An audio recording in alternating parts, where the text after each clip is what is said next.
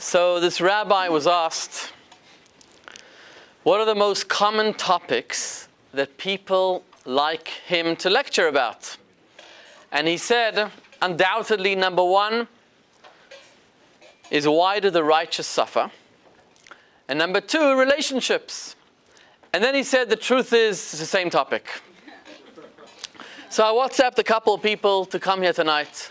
And one guy who I sent a message to, he said, Rabbi, there's nothing you or Shevy can tell me that will alter my marriage. So tonight we hope to share with you at least one thing that you'll find useful. So this guy is reading a copy of a very chauvinistic book called Man of the House. And he storms home and he tells his wife, from now on, I am the boss. My word is the final word. You're going to cook me a delicious dinner tonight, a scrumptious dessert, and when I'm done, you're going to prepare a nice bath for me so I can relax. And after my bath, guess who's going to dress me and comb my hair?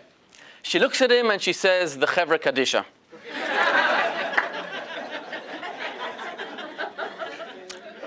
When it comes to marriage,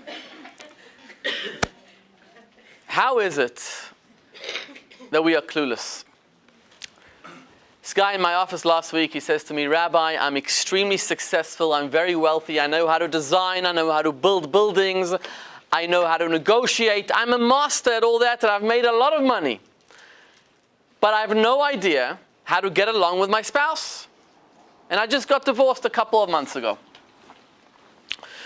Our generation, we can build cars, we can build airplanes, we can go on Facebook, we know everything about the iPhones, the Androids, technology, professors.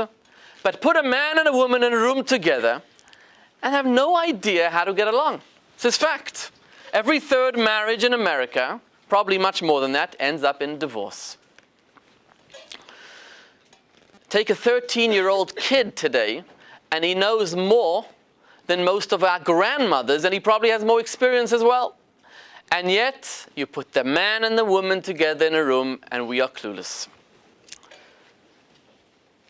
You know, somebody asked a woman once, how's your marriage? She said, before my marriage, I was incomplete. Now, after my wedding, I'm finished.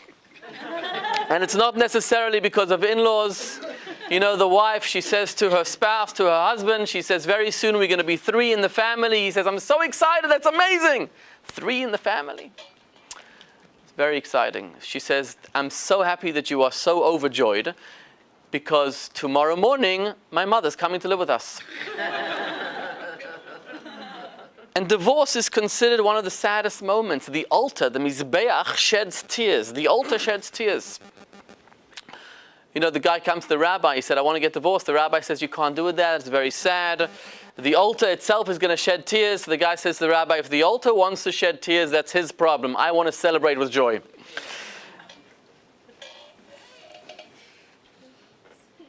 This guy tells his wife, he says, honey, what do you want for your anniversary?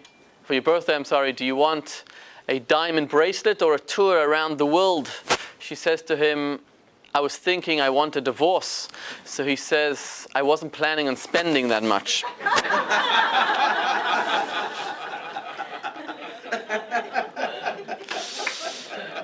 So they say love is a dream and marriage is the alarm clock.